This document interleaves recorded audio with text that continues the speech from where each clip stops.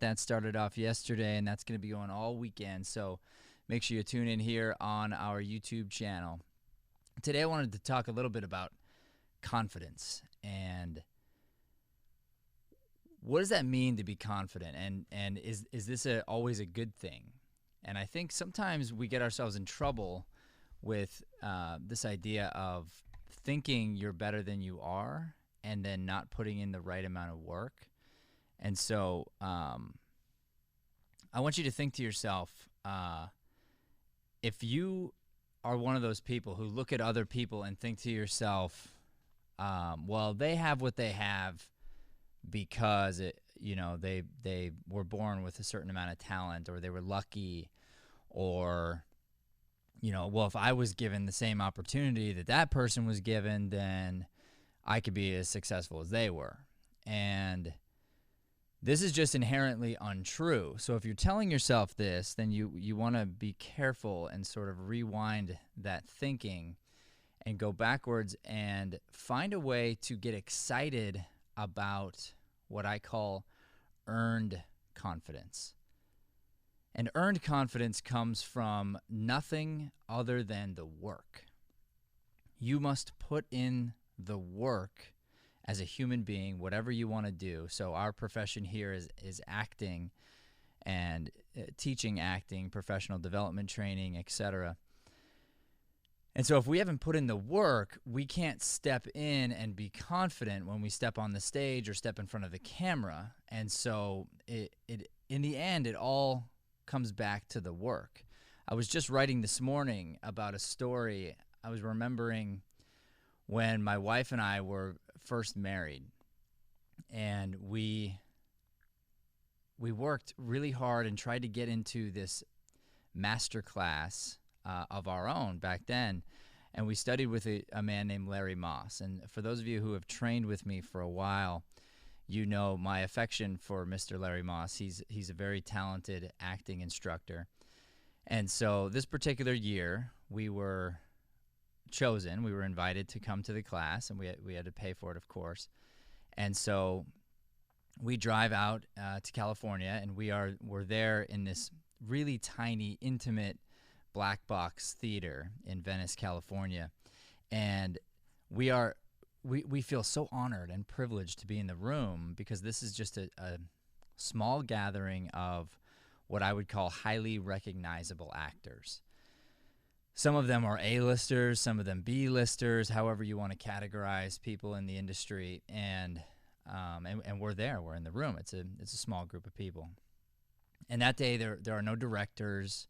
There's no paparazzi. There's nobody coming to try to ask for autographs. I mean, these are just the working people, the actors who are grinding away at their craft. And so what I wrote about was the amount of focus that was in the room, this palpable, focused energy.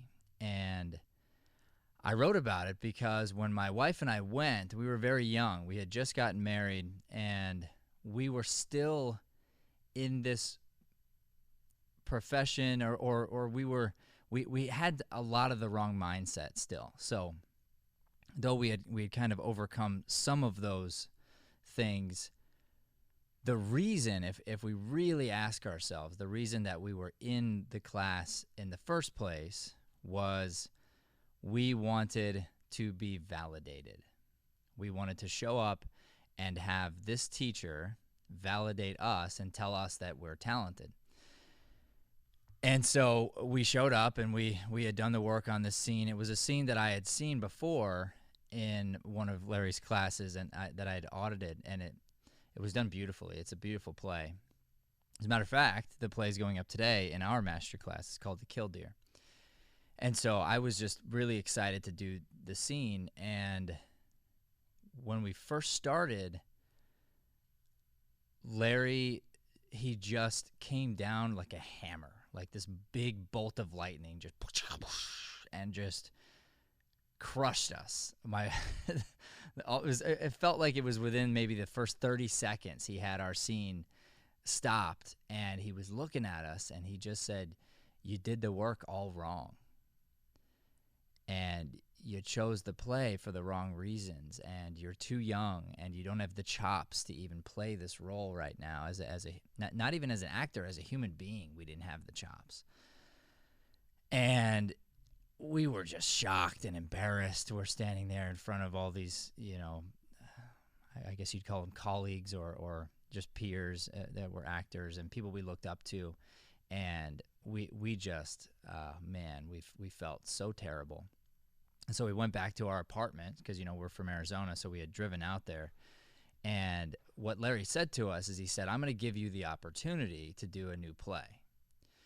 So the way his masterclass worked is very similar to the way that we run ours. It was a 4-day intensive. Only people travel to his intensive right now from around the world. And so you show up and you're there for 4 days. And so we were from out of town. And so we had a hotel room and we're going to be there for 4 days. Well, the option he gives us, the only option after day one, which was to take on a brand new play. So we had to go out in California, search, and go try to find this play that he assigned to us. It was sort of an obscure play that involved a young married couple, which obviously fit us very well.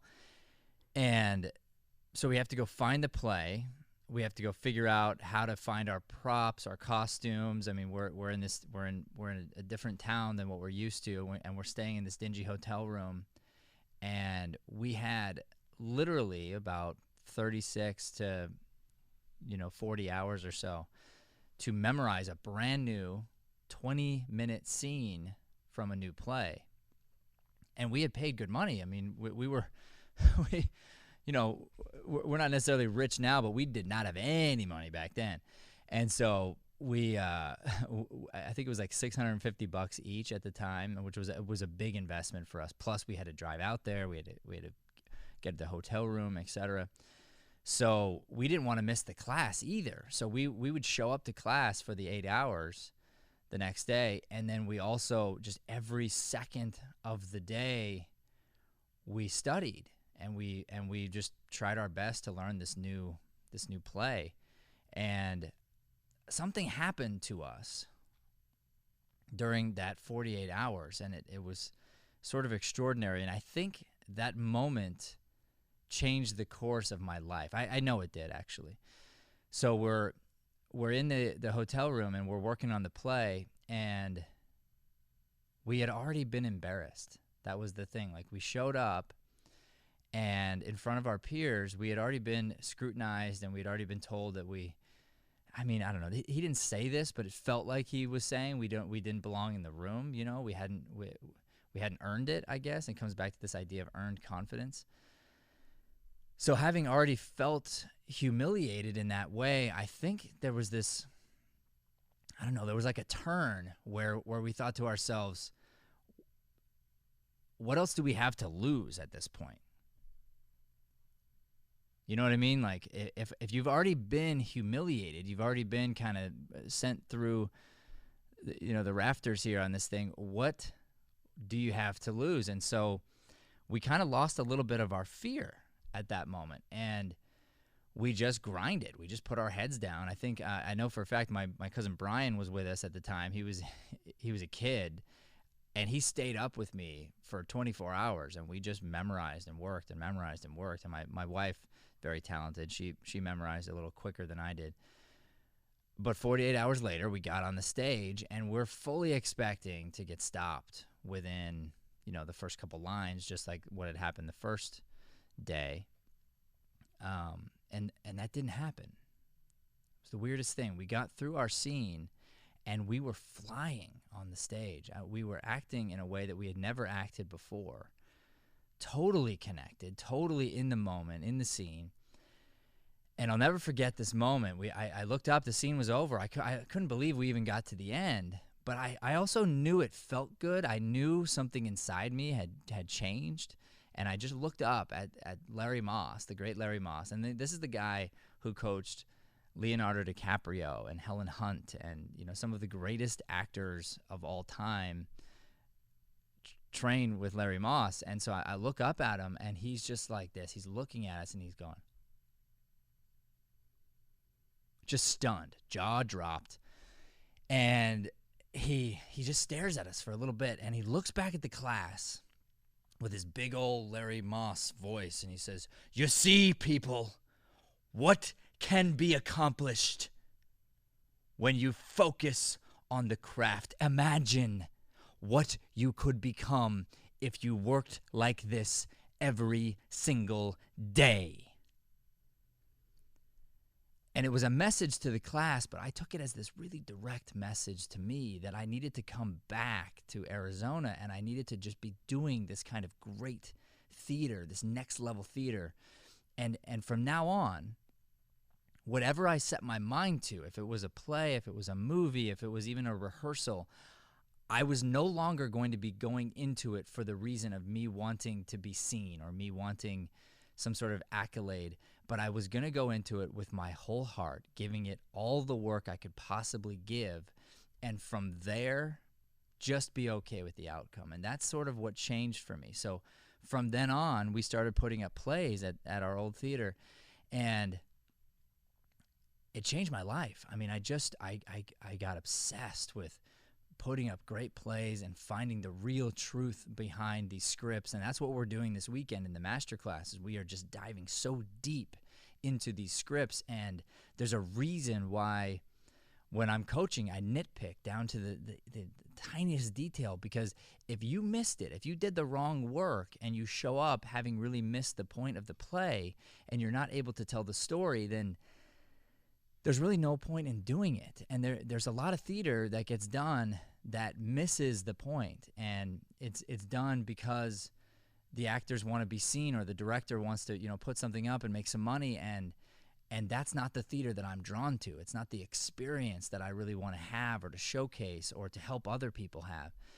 And so that's the why. It's why we do what we do. And now it's actually the reason why we do less plays, because I know if I put my heart into something, if we decide we're going to do it, it's going to be all in. And, theater generally doesn't make money. That's why we have our nonprofit Lighthouse Theater, and we need people donating in order to help us keep plays going, because you lose money doing plays, especially the way that we do them, because we are all in. I mean, our entire team on the last play we did would be working 16-hour days, 12 of which, 13, 14 hours would be spent on the play itself, on rehearsing, on the details of the set, and trying to find the nuances in the script and whatnot. And it's like, it's this desire to put something up that matters, that's really connected to an audience. And when they show up, they walk out just mesmerized by what just happened in front of them. And they feel like they've seen real life put up, and they got this little tiny glimpse at these characters' lives. And that's what theater is supposed to be all about. So we're in this time right now with social distancing, and we're learning to do plays in a whole new way. It's sort of incredible. And now what's interesting is as we're figuring it out as teachers, and our students are figuring it out as actors, this whole new genre has evolved, and yet it's going to require an entirely new set of skills. And the work that must be put in is going to be just this incredible amount of work and dedication, because now all of a sudden you're not just an actor anymore. You have to be an actor and a cinematographer simultaneously. So it matters, right? If I'm here and I'm editing live and I switch to this angle of the wide of us here, now I made that choice. If I switch to this angle here and I get close and I'm out of focus, I mean, these types of decisions, they matter. So now you as the actor don't get to just let go of that. You're responsible for how that angle is making you look and sound and the feel that you're delivering. It's your responsibility. And you realize, like, if we look at this show, it's funny, I turn around, I didn't even know this was the case. We're not supposed to have red in the background. And what happens here is these lights are on this tapper thing. So I didn't really realize it till I just turned around that it's red. I'll show you really quick. When I tap the light, it's going to change colors.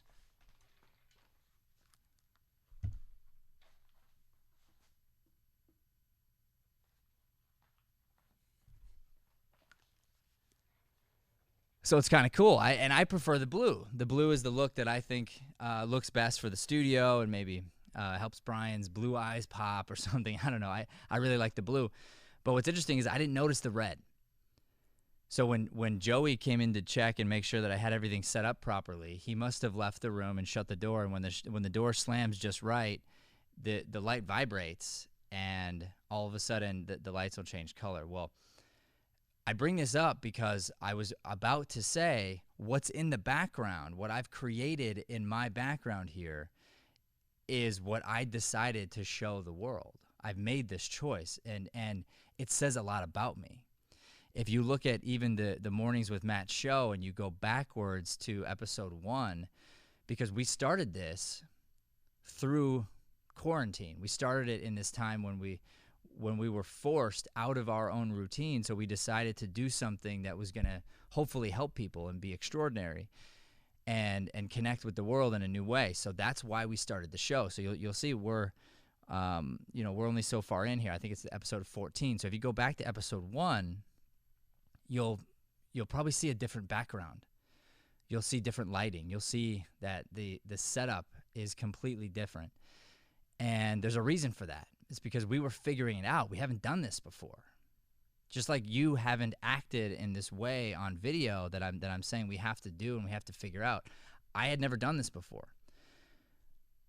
And my team can tell you the amount of work and hours and grind that I've put into this has been just grueling.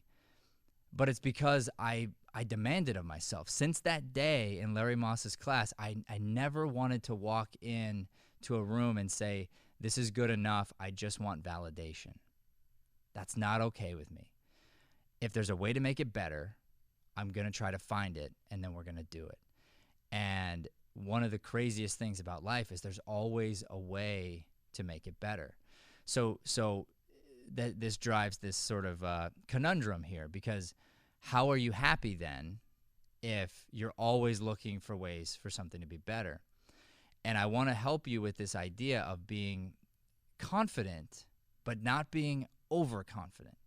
So the overconfidence is somebody who says, I'm done.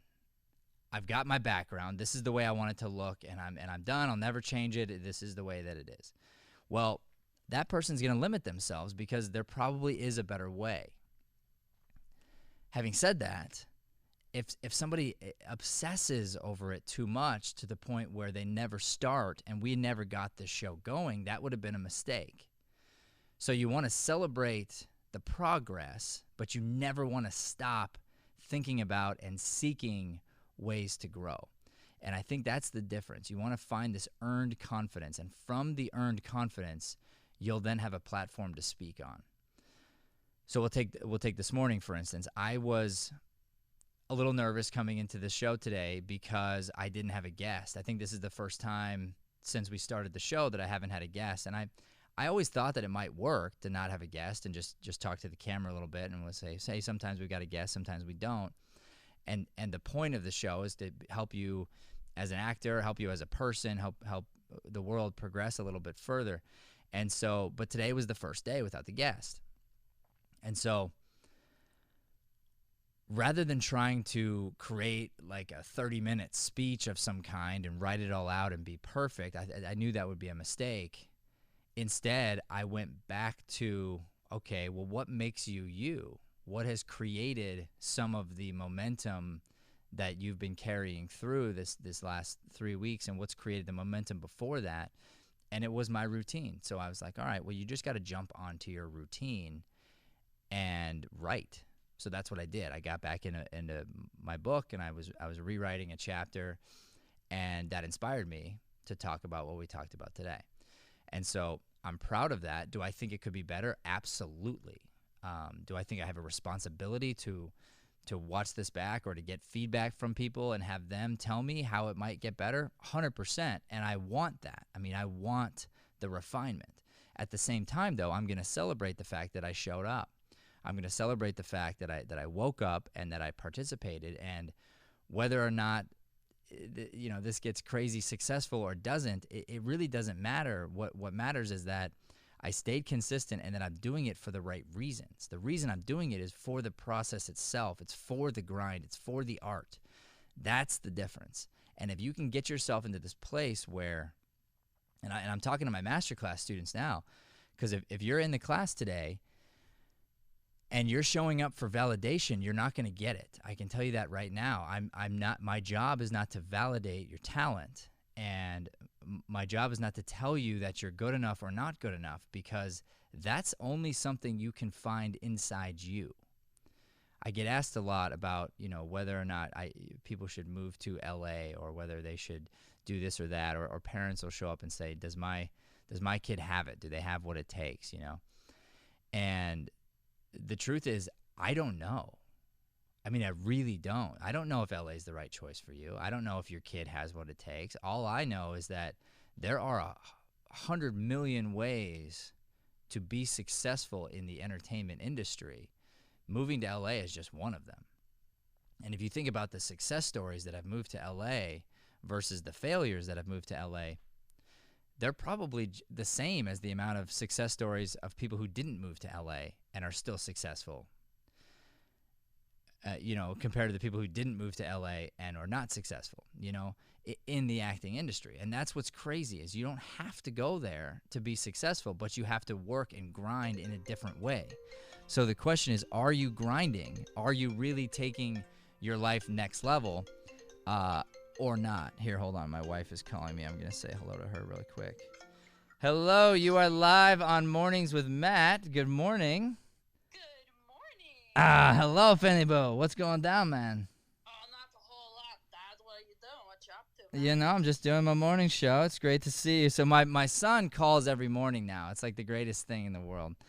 He's apparently not tuning into the live show, or he would have known that I was actually live right now. So tell everybody, Leanne, really quick. I love the story. What Finney's been doing recently. He wakes up and he grabs the phone, right? If he sees my phone laying somewhere, he'll chuck it at me and he'll say, Dada! So I think at this point, my son Finn, he thinks that I'm just like the guy in the box sometimes, and especially through quarantine, it's like he needs me to be available to him whenever he wants me. And so he wakes up in the morning, literally throws the phone and yells out, "Dada, dada." And then my wife has to call me, or else you're going to get in trouble by Finn if you don't. Is that right, Leanne? You'll get in trouble by Finn if you don't answer right away, I believe. Oh, yeah. Yeah. So, all right. Well, Finney, I'm going to call you back here in a minute. I'm just about to wrap up the show. So thank you for calling, my son. I know. I'll call you right back. All right, everybody. So that is the show for today. I want you to focus on earned confidence. I want you to focus on this idea of it's not going to be perfect. I left my phone on just now, and Leanne called. And, I got to give one more lesson. I forgot about one thing. And just because this happened, it reminded me of this. Last night, we were teaching an improv class. And we have learned to teach improv online, and it's weird. Like, it feels a little weird, but at the same time, it feels so good and so right. And so I'm still very curious about how it's about how the process is coming across. And so I had Joey. He's our producer here, and he's a fine actor as well. He's in Masterclass, and we had him join the class. So he was a student last night. Rather than producing here in the studio, he went to his house and he participated just like any other student.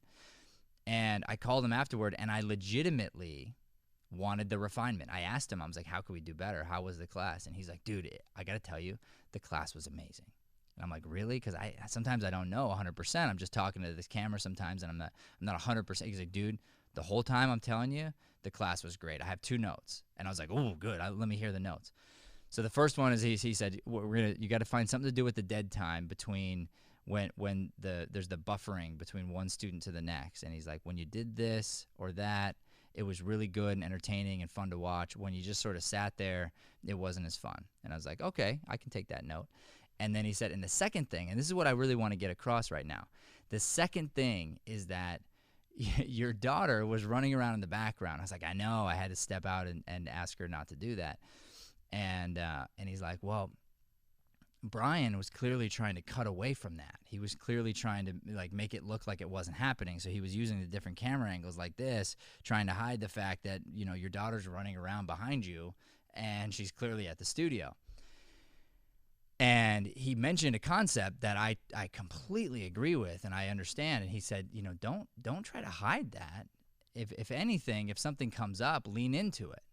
You know, like your daughter's there, mention it. Hey, my daughter's here. She's running around. Let me go grab her and ask her not to do that. She's so cute. Hey, everybody meet Rosalind type thing.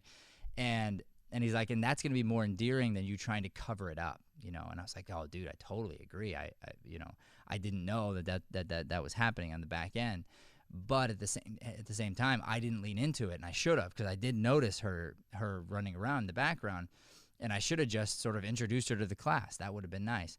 And so the idea here, and why it's connected to this moment, clearly I'm not going to go live on YouTube and with my phone on purpose. And I just did accidentally. So my phone rang in the middle of the show. So there's two options. One is I just go, well, you know, and the other one is I answer the call. And all of a sudden I have this experience with my wife and with my son, and then I get to talk about it in some way. And is it perfect? No. Would I do it again? Probably not. But at the same time, I have to look at that and see it as part of the process so I can celebrate the win in that moment. And so this is the whole point of what I'm getting at today is you want to celebrate the wins, but you got to keep this grind and this perspective that you're not there yet and you never will be. So you earn the confidence. You walk in the room with confidence that's earned. And when you're at that place, you don't want to hear the compliment. That's the last thing you want to hear. What you want to hear is the refinement. How can I get better? I want to know I was good, but also I kind of already do know that I'm good because I did the work. I did the work to get myself to a certain place. So now from there, all I really care about is how do I get better? And when you get to that place, you get to that mindset, and you're constantly looking for that thing, you will earn and gain more confidence each and every day of your life, and the progression will be exponential. You will become a next level human being over time. Now, how long is it going to take? Decades. But eventually, you're going to get there. And you'll walk into a class like mine, or walk into a class like Larry Moss's, and you can be changed. You can go through an evolution as a human being because you want it, because you're desiring for that thing to happen for you. So thank you so much for tuning in. That is going to be our show for the day. I'm going to call my son back and give him all my love. Don't forget to come back today. We've got Masterclass going all weekend. It's going to be today, tomorrow, the next day. It's an extraordinary experience. If you watch the Masterclass, you get to participate and see how these actors are being transformed right in front of your eyes. You get to see them bring great characters from great plays to life, and we're doing it in a whole new way because we have to, because of this lockdown quarantine thing. And so we are experimenting and we're finding new ways to make these scenes and these stories very, very exciting. So tune in for that. Please don't forget to like and subscribe to our channel. We really, really appreciate all of you helping us with this. We are on a mission here to create light-driven content and to get it out to the world. So thank you for liking and subscribing to our channel. And this is Mornings with Matt. We will see you tomorrow, 7 a.m. Thank you very much.